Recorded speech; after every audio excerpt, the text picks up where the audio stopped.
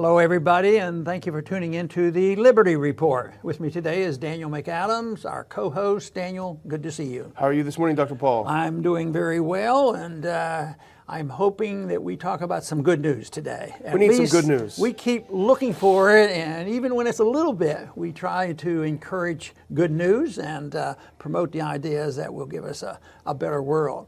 And this good news, at least that we'd like to paint as good news, there's a few people who would argue with us. The neocons are not going to agree with us. This is good news. This is a threat to the neocon.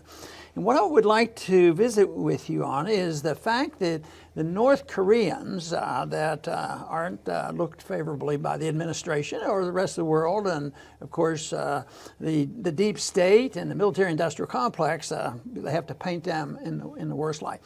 But the president of North Korea, the dictator, if you say, of North Korea, has offered a bit of an olive branch to the South Koreans. He said, why don't we talk? Mm-hmm. Can't we get together and talk?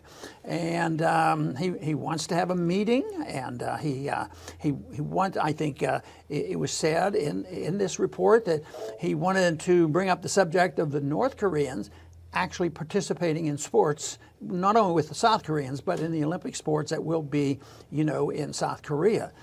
I think that is fine. There was a time when the President of the United States said that we ought to play ping pong with the Chinese. Yeah. And it led to better arrangements, slowly but steadily and not imperfectly, but at least it erased the memory, or at least it diminished the memory that I had in high school, where friends and relatives were going off to Korea and fighting the Chinese and people dying.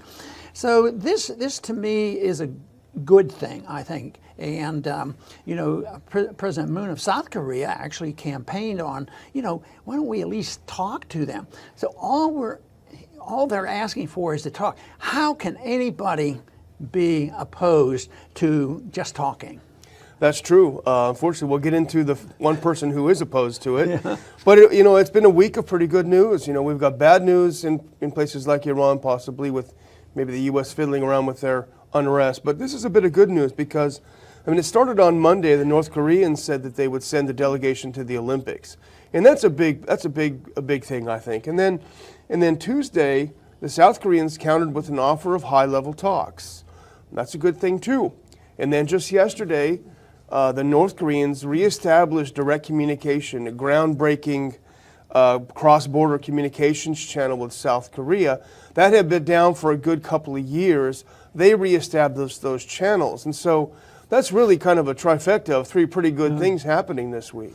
Well, what I find interesting is that they had to take this to a special or a certain individual in South Korea, and he's the unification minister. So they already have somebody there that's been promoting this all along. And of course, we've talked about this before, because anytime they get close to doing something or setting up visits with North Korea, which would be just a slight crack in the door, and this might be just a slightly bigger crack, and it's not much there, but it should be encouraged.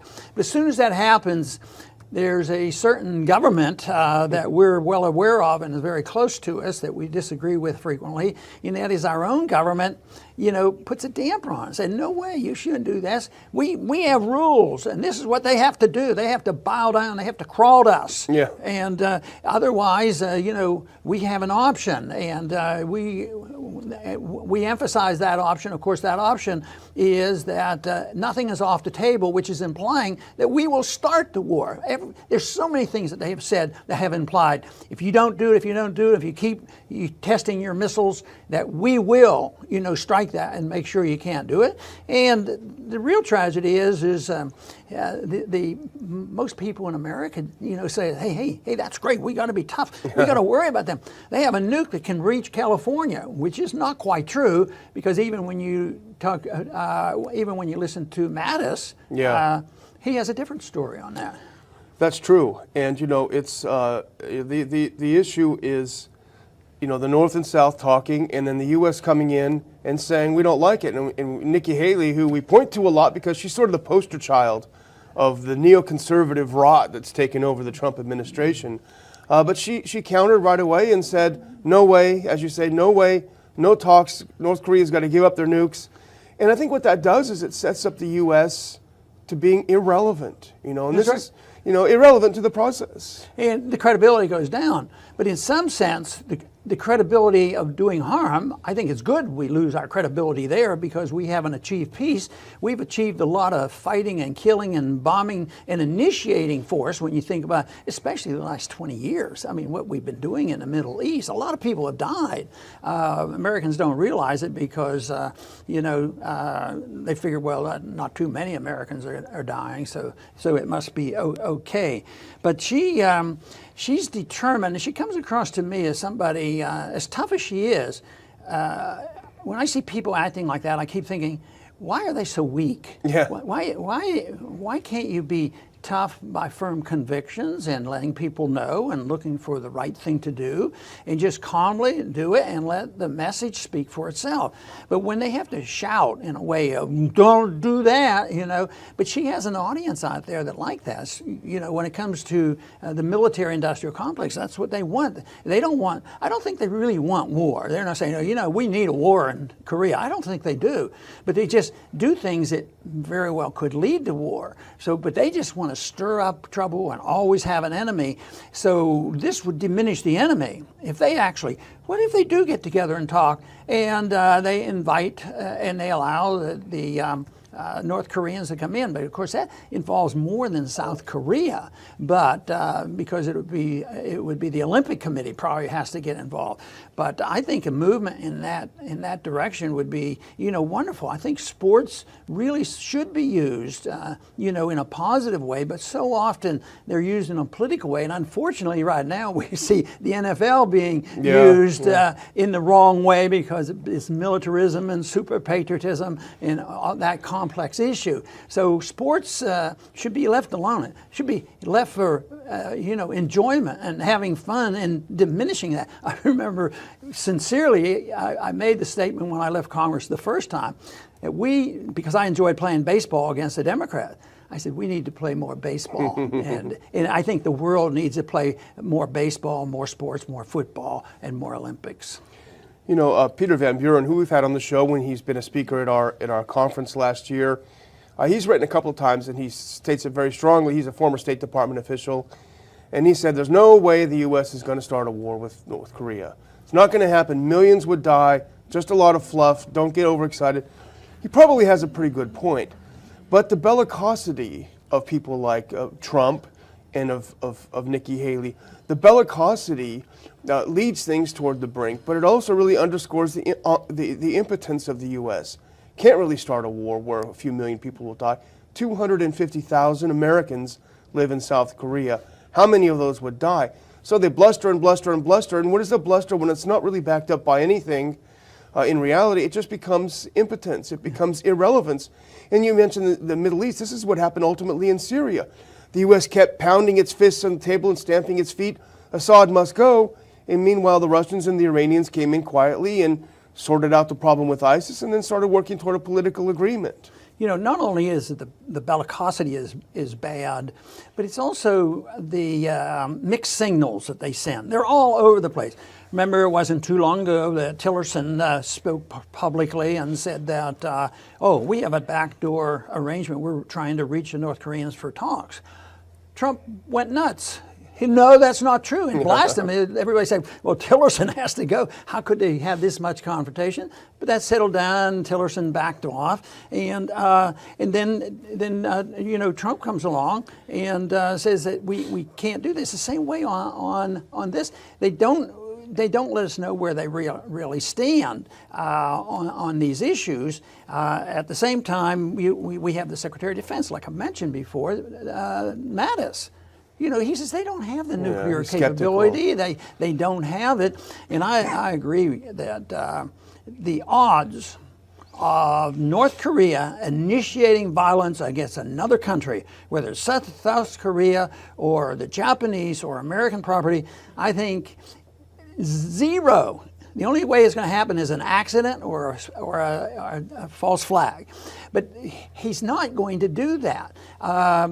But we're the ones who are always threatening, aggression and say, you do it our way or else. It's not the way to win friends and influence people. Matter of fact, I think this is a reason that we're losing our stature around the world. And I think it's significant. It's too bad we wouldn't lose it by a deliberate change in policy, acting more responsibly and more like adults and saying, look, this is the way the world should work and we should be open to negotiations. And, and when you look back to the people that we do deal with, this whole argument, well, he's a bad guy.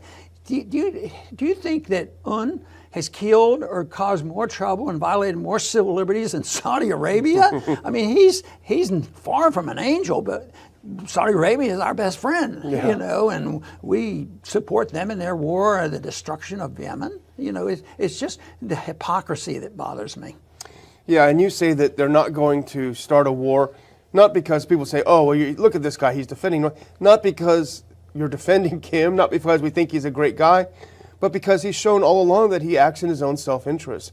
He's, for whatever his faults, I'm sure there are plenty of them, like with many other rulers, he's not shown himself to be a madman or stupid. He's calculating, he's looking out to his national interest. Doesn't mean we like him or have to like him, but the fact is he acts in his own self-interest. It would be massively opposed to his self-interest to just willy-nilly start firing missiles. Now, the response from the South to the North Koreans was, very open. Yes, sounds like a good idea. Let's talk about it. Let's not only talk about the Olympics, let's, broaden our talks. At the same time, the people say that, well, why not have more talks? We should do these things. But no, they come along and say, no, we can't dare do this. And the Americans come down and say, well, no, you shouldn't. But the one downside of this was Moon, who I think at heart is probably would agree with what we're saying. He said, well, I think it was Moon, but it was somebody representing South Korean. Well, we need to at least talk to United States. Is he going to talk to Nikki Haley? Or why don't they listen to what Donald Trump is saying? No wonder they might want to do it on their own. It's in their own interest. It's in the interest of the South Koreans and the North Koreans. So the South Koreans have the most at stake, and your point, I think, is something they forget all the time. A lot of Americans are at stake, too, on the immediate response. We could argue the case. I don't believe for a minute that the North Koreans are capable of launching a missile that would hit the United States. I don't think they would. I don't think they can. But they have a lot of other weapons. If we do something, if we start this, South Korea is in bad trouble. Yeah. So that's why we like to, on this program, emphasize, well, if there is an opening and people are acting halfway civil, I mean, if we could talk to Khrushchev and other monsters around the world when things were tough and not try to reform their government before we would talk to them, it's a different story. But I think there's a sincere effort in many people. I bet you the large majority of North Koreans and South Koreans would like to talk with each other and visit with each other and talk about unification. I think the big thing that stirs the pot, unfortunately, is something we help pay for through our taxes, and that is us dictating to them exactly what they can do or can't do, and just stirring up the trouble between the two factions. And that's what you talk about. That's the real danger of the U.S. empire. You mentioned that the North and South would like to talk, but South Korea is very cautious, and we've got to check with the U.S. first. And that's because we wield so much power, military power and economic power. We can put so much pressure on South Korea to prevent them from lowering the tension. And that's sort of the perverse effects of the U.S. empire, which is supposed to keep us safer. That's what they say, but in fact it keeps us less safe. But I would just close, if I can, for a second and point out we can't let the show pass without mentioning this ridiculous issue of the buttons. I mean, and it makes me so depressed that here You know, the left is sort of buffoonish and superficial in their critique of Trump, unfortunately. But Trump just opens that door and walks right in. Hey, I've got a bigger button. I've got a bigger button. It's just embarrassing. No, I agree with that absolutely. And not only did he say he had a bigger button, he said he had a bigger bomb too, which is sending a message. And unfortunately, this is what it's boiled down to, and it's so silly, but it's so dangerous for this type of rhetoric. And sometimes I wonder, you know, what it's all going to lead to. But I do not believe that type of talk makes a whole lot of sense, and I would like to see much more sense. I'd like to see them playing sports. I'd like to see if they don't end up with North Koreans in the Olympics, which may be more complicated, who knows. But why can't the South Koreans and the North Koreans play a game of soccer? That's what I'd like to see. Let them play in the DMZ, you know, let them play there and have a soccer game. That's what I would suggest for them. I was right at the edge of the DMZ when I was in the Air Force, and it's an eerie feeling, but that was in 1961 when I was there. And that was a different story. Things are different now. And just as they're different in Cuba, there's more reason now for it to be more sensible. But what we need to do as Americans is try to be a little bit consistent about why some of the monsters of the world, they're our best friends and we deal with them and work with them, and some people who might not be so nice, but they're not necessarily a threat to us, pretend that they are the greatest threat in the world. And then we resort to either listening to the military-industrial complex or feeling like insecure and unsafe, and therefore we have to be a bully. There's an answer to this, and that is just, you know, be a nation that's, you know, influential in the sense of passing, you know, spreading a message of liberty which produces wealth and prosperity, and also have a national defense, but not to try to take on the job of running the world and policing the world. That leads to problems, and it never works. Eventually, it always ends in a disaster. And right now, we're on a course to a major change in this country, mainly because of our financial system, and that foreign policy is a big contributor to this. I want to thank everybody for tuning in today to the Liberty Report. Please come back soon.